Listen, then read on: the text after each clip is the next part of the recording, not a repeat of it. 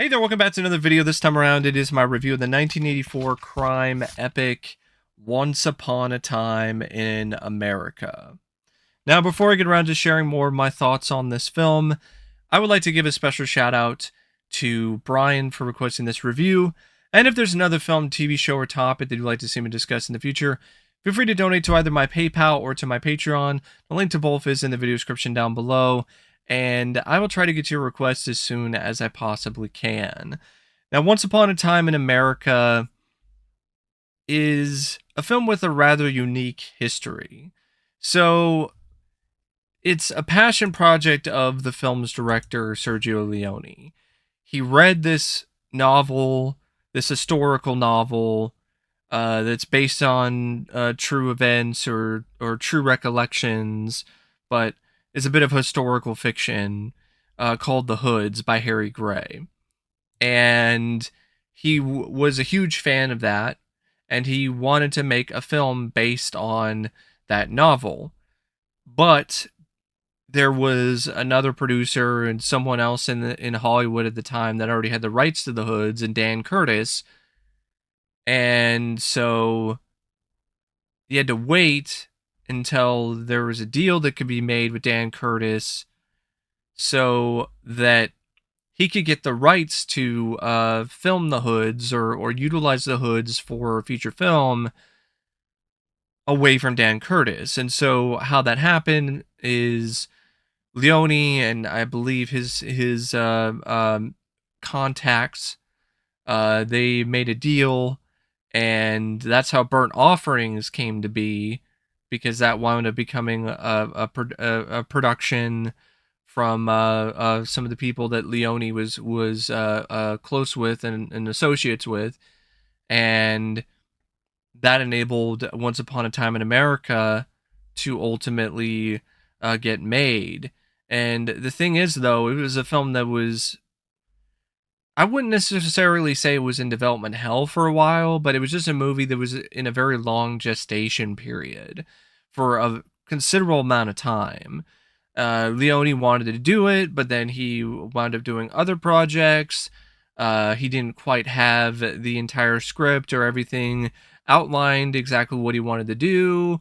He had some ideas and some concepts, but nothing was that fully realized. But eventually, he moved towards focusing on Once Upon a Time in America, what would ultimately become the Once Upon a Time in America, and he devoted pretty much the last chunk of his career when he was still alive to getting this film made. And the movie was unbelievably ambitious. Not just when it comes to its budget, which was pretty considerable for a film from this era. I mean, $30 million. $30 million budget. Adjusted to inflation, that's a pretty sizable budget. And because of the budget, because of the size and the scope, it is something that I genuinely do feel, at least from a visual standpoint, is absolutely spectacular. But also because of the fact that Leone, he's the type of filmmaker and writer and creator who tends to be very ambitious.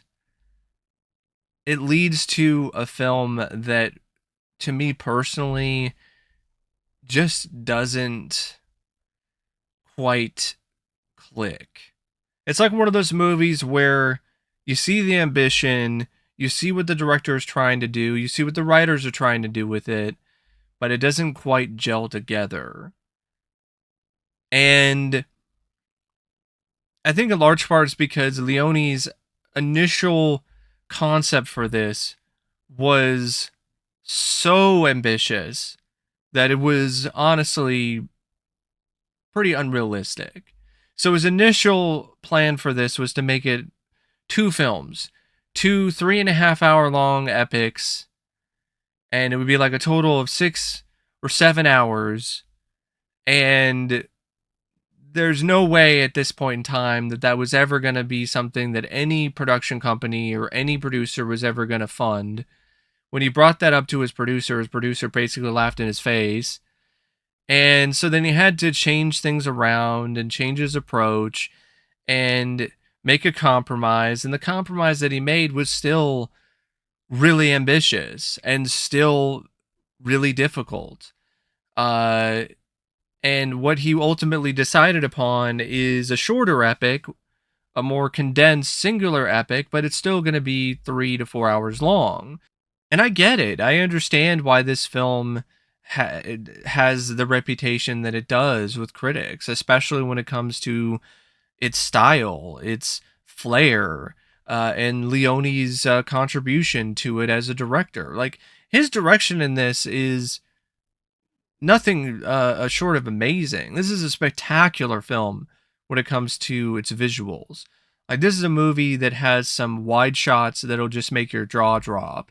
Like, this is a movie that has certain sequences in it that are honestly rarely equaled when it comes to this genre in terms of establishing a setting or a tone and just some really gorgeous looking shots. Like, this is a great looking movie, and it's one hell of a swan song for Sergio Leone when it comes to his work as a filmmaker.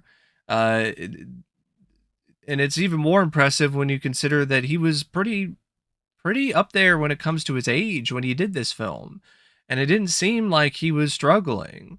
It seemed like he just got better as he got older. He learned more tricks of the trade, and he got more accomplished and more seasoned as a director, and learned new skills and just implemented them in ways that were just absolutely tremendous. Like, even though I'm not super big on the film as a whole, and I can't really sit here and say that I'm that big of a fan of the film, I am a fan of the film's visuals. I'm a fan of Sergio Leone's direction in this. It's a big reason why I was able to sit through the film despite it not being as engaging to me personally as I would have liked, because I just wanted to see what Leone was going to showcase next when it comes to his direction and his eye and what he had in mind for the film. Yeah, I can't really sing anything other but praise for his direction in this. Now, the screenplay, on the other hand, by Leonardo Benvenuti, Piero De Bernardi, Enrico Medoli, Franco Arcali, and Franco Farini, this screenplay to me is pretty significantly flawed. It's a script that it's not flawed because of the fact that it centers around unlikable characters.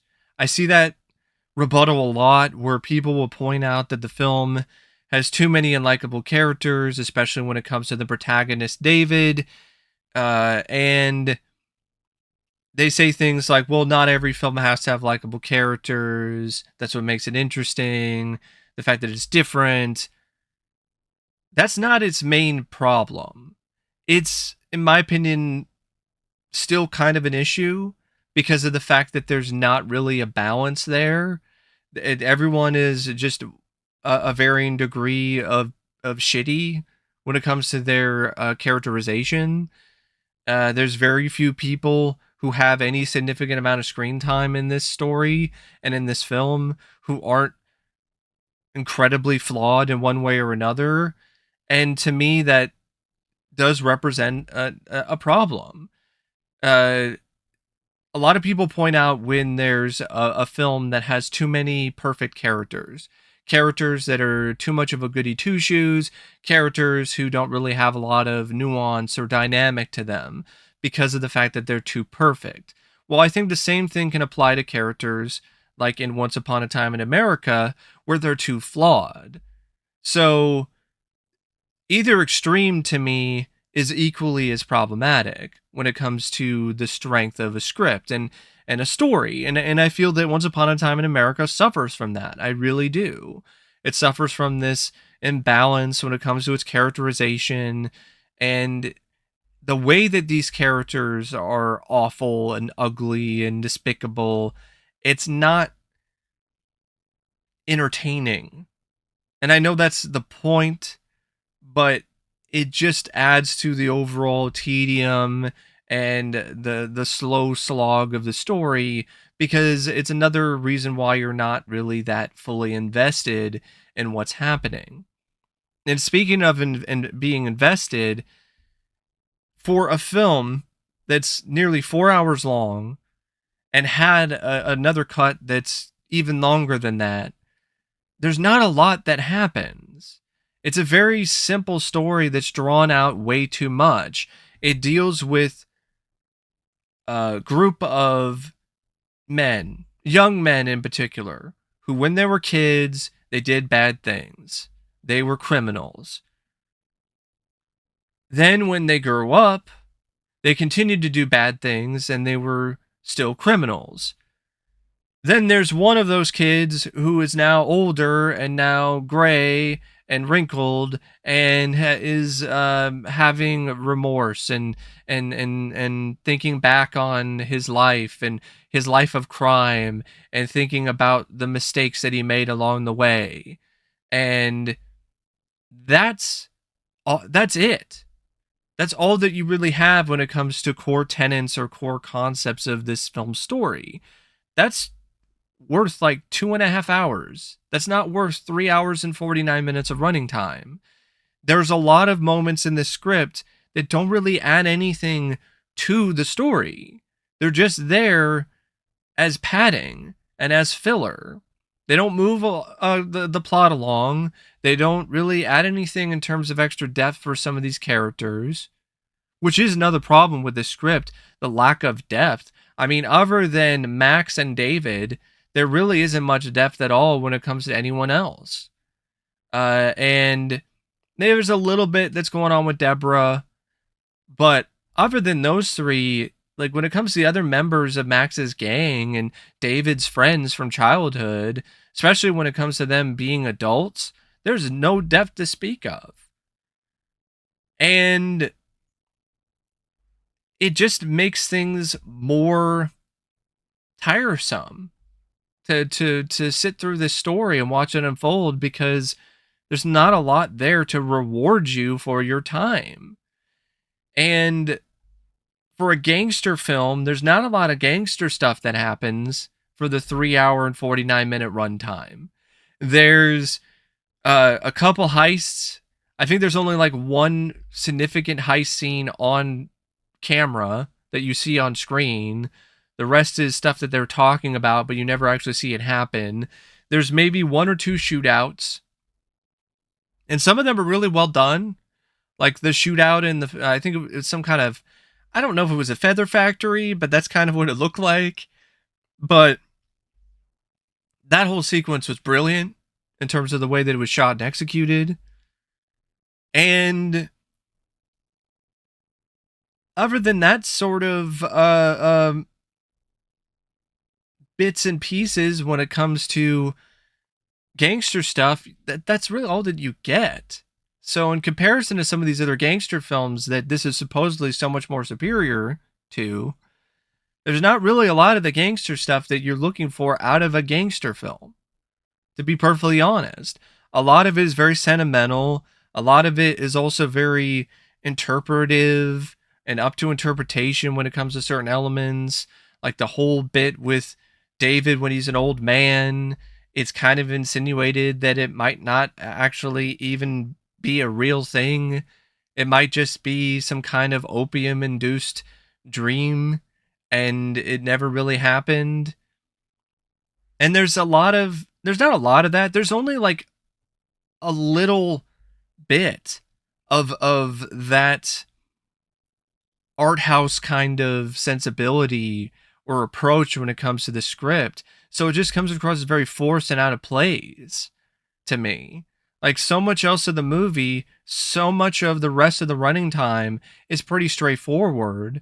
It's not this art house kind of thing where it's pontificating about anything or it's having any sort of deep thoughts or subtext.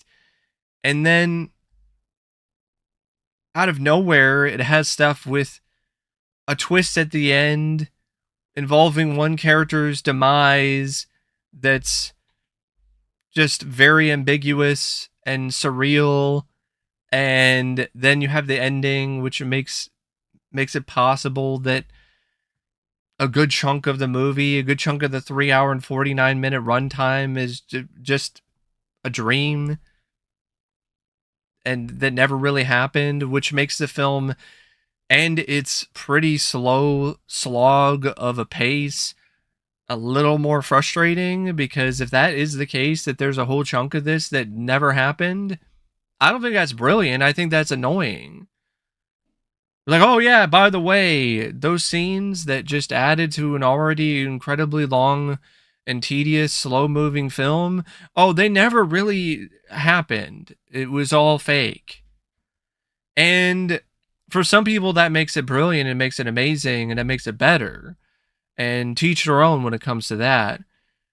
But yeah, the fact that there's not a lot of gangster stuff that happens in this gangster movie about gangsters is a bit disappointing. There's also a lot of stuff involving uh, the plot that just isn't really that interesting or exciting or engaging. Like the the parts of the plot that deal with the Teamsters Union and all of that, like I get what they're doing, and with prohibition and all of that, and so on and so forth, because it's a time period. But what they do with it is so typical and so been there, done that when it comes to this sort of stuff, that it really doesn't leave that much of an impact, and it's not that engaging.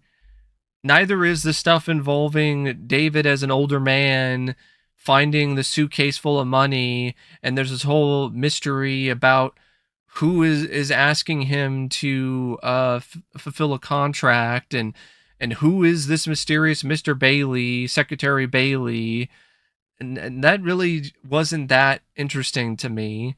And then when you get the twist that's revealed that, spoiler, Mr. Bailey is Max, David's longtime friend and partner in crime, and he's the one that hired Max to kill him because I guess he wants to give that opportunity to Max because he feels that Max deserves it because he screwed over his friend and took his life and took everything from him, his money, and even the one woman that he considered to be his true love.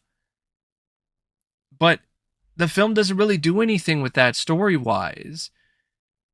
It just feels very unsatisfying because ultimately David's like, nah, I'm not going to shoot you.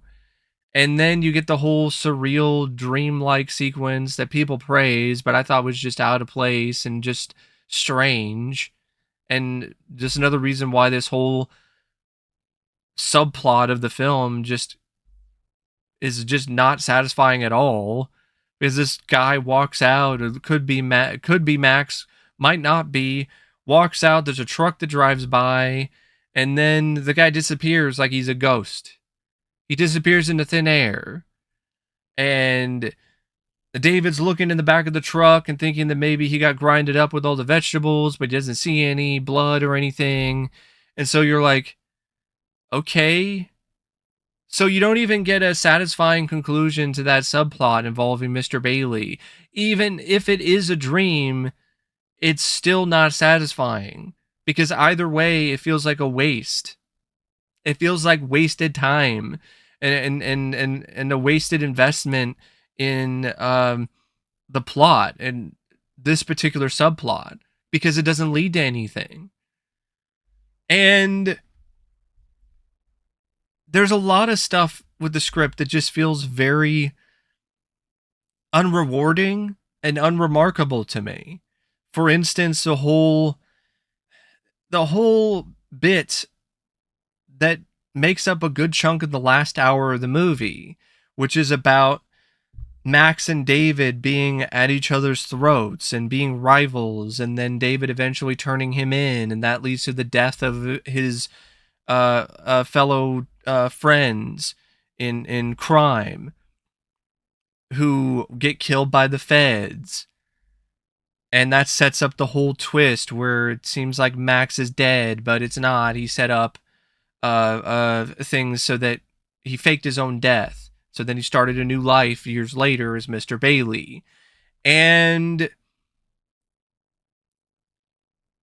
what I mean by it not being rewarding, and what I mean by it being unremarkable, is that the script, in my opinion, does not do a good job making you really believe that Max and David were really close friends. At least when it comes to them being adults. And even when they were kids, they were kind of just, it was a contentious thing. It seemed like they were presented more as rivals initially than they were friends. And then they started to bond a little bit, but it never really solidified for me personally. It was one of those things where it was like acquaintances, partners in crime, but not like brothers. Like, I didn't really buy that. So when it comes to the whole double crossing and the betrayal, it just doesn't really resonate that strongly with me. Now, something that does resonate strongly with me is the approach that the screenwriters have when it comes to specifically sexual assault and sexuality in general. I'm no prude. I'm not a guy who's going to cancel a movie because it takes an approach that could be considered to be offensive when it comes to the story. There are some exceptions to that, but I'm normally not that kind of person. And I'm not going to cancel this film or call for its cancellation because of these elements in this script. But I am going to say that they are elements of this script that definitely do affect my overall enjoyment of the film. So much of the first half of the movie that involves the backstory of David and showcasing his childhood and how he met his group of friends and how they decided to bond with one another and become a gang. So much of it has this very sexual undertone that makes it come across like it's Prohibition era Porky's, and it's just weird, and it's off-putting. And from the very beginning, like the first flashback scene is set up with old David looking back and revisiting places from his childhood, and then he finds a peephole in a bathroom, and then he reminisces about this time when he was spying on this young girl, Deborah, through a peephole. And that sensibility is very prominent throughout the film, not just in this section of the movie that deals with David and Max when they were kids, but the stuff when they were kids is probably where it is the most prevalent. I mean, you got a whole bit involving a girl who lives in the neighborhood who's 14 years old, who's also a prostitute. And there's a lot of scenes where she's being very open about sex and wanting sex. There's even a scene where a cop has sex with her, and David and his pals use that as blackmail to get the cop on their side for their crime activities. There's a whole sequence that I think is meant to be sweet and endearing, but it just comes across as creepy, where there's a younger kid who looks like he might be 8 or 10 years old, who, because he heard from his other friends that this one girl will give him a hand job if he gives her a cupcake, he buys a cupcake and then takes it up to her apartment. And while he doesn't ultimately get the hand job because he chickens out and eats the cupcake, it's still implied that there's this 8 to 10-year-old kid who is wanting a hand job from a 14-year-old. Like, it's just, it's skeevy and it's all kinds of sleazy. And it doesn't add anything to the film to me. It just makes it unnecessarily sleazy. I know some people think it makes it rawer, it makes it more realistic. It does add to the film, to each their own. I don't really think it adds that much, other than makes it kind of hard to watch at times. And that continues on where David's an adult now, and there's a whole diamond heist scene where David borderline sexually assaults this woman in the behind. And then there's a whole sequence later on where the same woman points out which dick reamed her in the butt during the diamond heist, and it's set up like it's a comedy act. And of course, you can't talk about the sexual assault or the sexuality in the script without talking about the infamous sexual assault scene with Deborah. And that whole sequence, to me, it's upsetting, it's unsettling, it's unnerving, but it's aggravating for a different reason. It's not that the fact that David sexually assaults Deborah. To me, that still works as a way to showcase that David isn't this suave, kind man that he's trying to position himself to be around Deborah. That's not the real David. The real David is the one that when he's rejected, he takes what he wants and does it with force. That's the real David. And I appreciate that the screenwriters didn't flinch when it comes to showing that reality. But I don't like that there's so much of an overabundance of this sexual assault and these just really creepy, just skeevy undertones involving sex that just makes the whole script, when it comes to these elements of the story, feel exploitative. And that deadens the impact of this sequence. To me, I think this would be a much more effective film, much more effective script, period, if you cut out the other stuff with them as kids, with a 14-year-old girl who is a prostitute, the stuff with the 8 to 10-year-old buying a cupcake for a hand job, the stuff involving David being a peeping Tom. You cut down on that, and the moment that you see who he really is during that assault sequence. You don't even have the train sequence either, and the whole pick your pecker. You don't have that. You just have the sexual assault sequence, because that's the realism. That's real. That's what you really are looking for when it comes to rawness and to really shock the audience, throw them for a loop. And what I mean by realness is that's what actually happens in a lot of those scenarios. These women, they see firsthand the real man when they aren't able to handle the concept or the idea of rejection. So I just don't even think the writers did that great of a job with that. And no, it's not one of those things where, oh, I'm offended, and that's why I don't like it.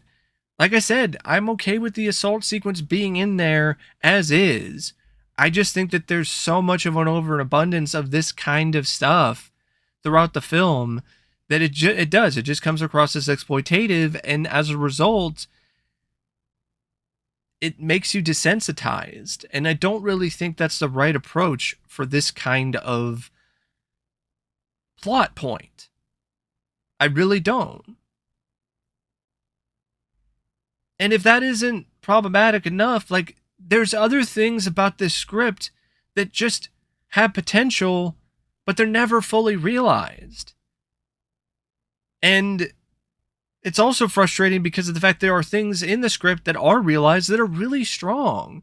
Like, the best part of the first half of the film, and honestly one of the best parts of the movie, is when David and Max, they come up with this idea to salvage the gangsters' loads of drugs or alcohol from the ocean. Because before, they had to just dump everything before the Coast Guard would come. And so they came up with this very ingenious thing involving a balloon and salt. And that was a cool idea, a cool concept. It was really well executed. And So was building up the rivalry between this other gang and their leader, which I'm trying to remember what the name of that guy. I think it was Bugsy. Yeah, their leader Bugsy, and the new gang that's made up of Max and David, and the whole scene where Max and David get beat up by Bugsy and his gang, and then how that leads to this very violent and genuinely tragic confrontation where one of David's close friends and members of the gang, the youngest of the group, gets gunned down. And in retaliation, David fights back and stabs Bugsy to death. And in a fit of rage, he also stabs the cop that's trying to pull him away. And that's why he winds up in jail for the rest of his childhood. And that's an aspect of the script that is handled well. I even like the idea that it has this different sort of way that it discusses and tells the narrative in terms of the timeline. I don't really have a problem with that, where it's kind of out of order. That makes it a little bit more interesting. Like, normally I'm not super big on that, but with this film and the approach that the writers had with it, I think it works. That's not the way that things are framed is not a problem for me. I think that's a positive when it comes to this script. And I also think, even as creepy as it is at times, the stuff involving Deborah and David, especially when they were kids, there's a certain charm to that. There's a certain let's just say a certain innocent sensibility to it that I think a lot of people can relate to when it comes to their similar experiences in childhood, when it comes to a childhood crush. And there's a sweetness about it, despite the fact that, you have some weird pervy scenes, but it's still a certain sweetness. And I think that there was potential to really make the scenes involving an adult David and Max and the gang that really could have worked, but the screenwriters dropped the ball on that. They throw you in too early, or actually they throw you in too late, because you don't know how Max got to the point that he did with his gang, how he got this club to be the best in the business, or the best in the town. None of that's ever explained. You're just thrown in there right away. And there's a whole potential subplot involving a guy who Max is working for, played by Joe Pesci, and nothing is really done with that. It's like Joe Pesci's character is in the film for like 2 minutes and then is never heard from again. There's a whole bit with Danny Aiello playing a cop who's corrupt, who is really happy that he's got a boy instead of a girl, because his wife just gave birth to a baby boy, and Max and his gang take advantage of that. And there's this long scene that feels very out of place, very comical, almost kind of slapsticky, that involves Max and his gang switching the tags on the babies and setting things up so that the cop thinks that he's getting his son, but it's actually another girl. So then he has to call the Max and his gang, or Max and his gang call him, and they're like, "Hey, here's the deal. We'll give you your son if you do this for us." But then there's this whole thing that's set up where they forgot the number, so they're just going to give him a random son. And then I'm like, okay, is that going to be incorporated later? Is this random son going to grow up? Is he going to be involved in the plot somehow later on? No, not at all. Just brought up and then dropped. Like, there's a lot of that stuff in the script, and it just makes this already long film just feel even longer as a result. Even the stuff involving Treat Williams' character, like, I don't really feel it added that much to the movie or the overall plot. Like, it was nice to see Treat Williams, but what did it really add to anything in the long run? There's this whole bit with Max talking about robbing the Federal Reserve, but then nothing ever comes of that. So there, even the stuff involving David's fellow friends in the gang, Cockeye and the other guys, they don't have any depth. There's no character development for them. They honestly disappear from the movie for long stretches. And when they ultimately die, you feel nothing because you never really got to know them. Even when they were kids, you barely got to know them then as well. So it just doesn't really live up to its full potential when it comes to its story. I know I'm like 40 minutes in, but this movie's 3 hours and 49 minutes, and there's a lot to talk about because there's just so much that's happening in it. And for me, a lot of it's much ado about nothing because it does a below average job when it comes to characterization other than Max and David. And even then it's not as good as it could be because I don't buy their friendship. There's chunks of it that are about romance, but they don't really register that strongly, especially the stuff with Max and this other woman that he falls in love with, the same woman that David reamed in the behind during the diamond heist sequence. But yeah, there's a lot of aspects and a lot of parts of the plot that just aren't that engaging. They're dull. Like things just feel like they're played out or stretched out, and it's not like it really has a lot new to say either when it comes to the gangster story. It's just kind of the same sort of stuff. Very soap opera-y in terms of its approach, almost like it's the days of our gangster lives. If the soap opera was more rapey and had more violence. And I'll give the film credit, like it doesn't flinch away from graphic violence or certain intense moments, but it doesn't really hit as hard as I think it could because it's trying to do too much all at once. It's trying to connect 3 different timelines simultaneously, and I don't think that's an effective way to tell a story. This is like if you're tasked to do 3 different tasks that are pretty laborious and take a lot of effort, and you're, instead of doing them individually or setting a schedule, you do them all at once. And because of that, if you're skilled and good enough, you might do one of them really well, but there's no way you're going to do all 3 equally as well. And so that's what happens here with this script. At its core, it's something that is nearly impossible to pull off. And that's what I mean by Leone just being too ambitious. And I think his approach with this script and the story is a prime example of that. There's too many flaws with it. There's too many things that are mentioned and never mentioned again. Too many things that don't quite click that well. Tonally, it's way off.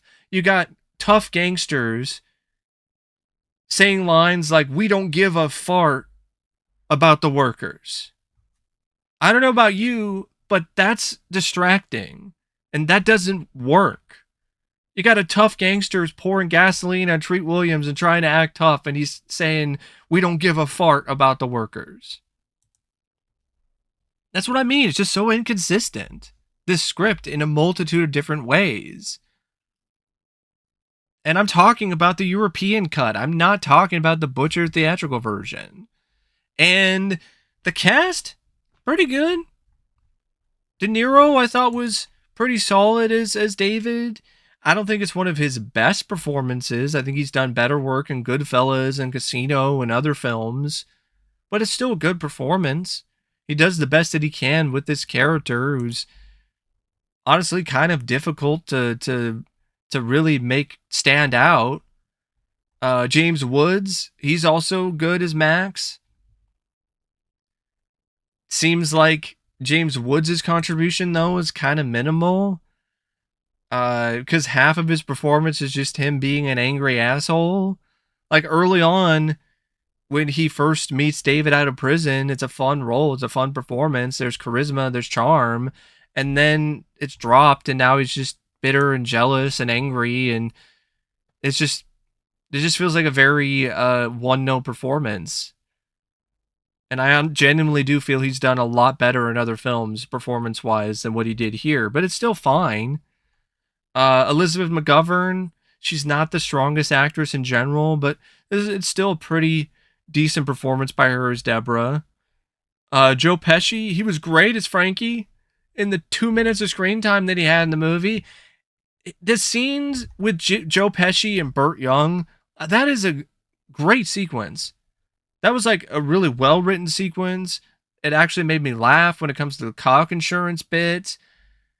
Joe Pesci just elevated the film to a level it was not even remotely close to. And then I was like, okay, all right, now we're going to get Joe Pesci's going to be involved more and his character's going to be more of a focus. I'm in. I'm all for this. Joe's great. And then it's just done. He's never seen from again. And he's listed in the credits. And he's in it for like 2 minutes. Burt Young is also listed in the credits. Only in it for like a couple minutes as well. Tuesday Weld is Carol. They don't do as much with her character as I think they could, especially when it comes to her relationship with Max. Apparently that was in the longer version, but they cut it out. But since the only version I can really criticize, that's all I can really say about it. It's not really a performance that's that memorable. Same thing goes for like Danny Aiello as Chief Aiello, or the other members of the gang, like Patsy, played by James Hayden, or William Forsythe's cockeye. Like William Forsythe, I will admit that he's fun in the little bits that he has in the film, but he has so little screen time, and he's in it for barely any time at all, that there's really not a lot to really say about the performance. He tried to make it quirky and fun and try to add a little bit of quirk to the film, but he's not really given a lot to do. Same thing goes for Larry Rapp as Fat Mo. I will say Fat Mo, though. Larry Rapp is probably given more screen time because he's also there as an older man when it comes to the scenes with old David. And if we're talking about like the other gang members, like you also have the actors who play the younger versions of themselves or the younger version of Deborah. Scott Tyler is young Noodles, not the best actor.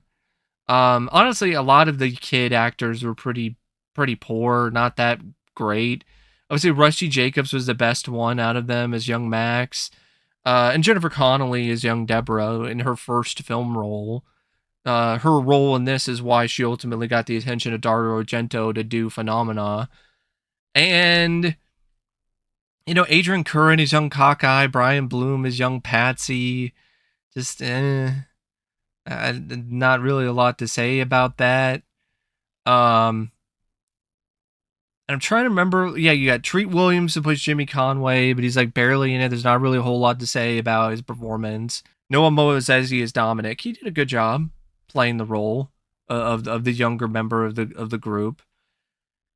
So yeah, it's not a bad cast, but I think when it comes to gangster films in particular, like there are performances that are significantly better than what you see here from all of these actors,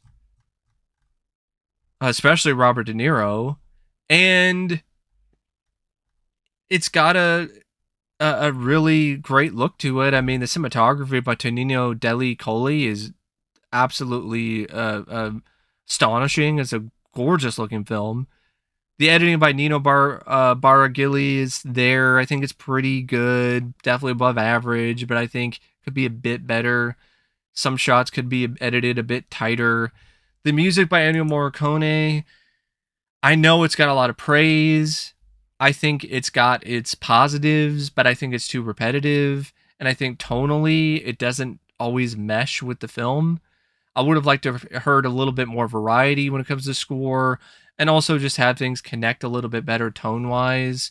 Because there are some moments where there's some total whiplash because of this sentimental score being used, especially directly after the sexual assault scene. Like, I don't really feel that that was the best choice, and I don't blame Ennio for it because it probably wasn't his choice, but the score, I personally think he's done better scores than this, but it's still fine. It's still good. But I just feel that it's limiting because it's so repetitive. It's played on a loop constantly throughout the movie. And I know other scores have done that, but they tended to do a remix or they tended to do something that altered it with a different composition or like a different orchestral arrangement or a different instrument or something. That's not really what you get here. It's just the same whistling or just the same orchestral arrangement of the same theme that's kind of repeated ad nauseum throughout the movie. So after a certain point, it kind of gets a little old. I feel it's a tough sit. It's hard to watch because it's hard to really get consistently invested in the characters or the plot, what little of it there is. It doesn't help that like the first 30 minutes you don't know what's happening at all. Stuff's just happening. People are getting beat up. People are getting strangled. Some guy is doing nipple play with a woman with a gun, doing a complete different kind of gunplay. There's Robert De Niro getting high in opium in an opium den. There's a phone that rings forever and just annoys the ever-loving shit out of you in the process. And then you get like a flashback to when David was a kid, and then you start to kind of piece things together. And I'm like, this isn't the best way to draw the audience in and to keep them invested. And there's just a lot of that with this film. It just doesn't start off on the right foot, and then it doesn't end on the right foot because nothing really feels like it's that satisfying of a conclusion in the end. There are things about it that I can definitely recommend. I recommend this film to anyone just for Sergio Leone's direction and the art direction and the production design and for a couple of the performances and for the moments of the film that I felt really did work and were genuinely great. But I'm not going to sit here and give it nothing but praise and give it 10 out of 10 and 5 out of 5 stars and 2 thumbs up. I'm not going to do that because I just don't think it was good enough when it comes to its script or its characters. But anyway, thanks for watching. And as always, I'll see you later. See ya.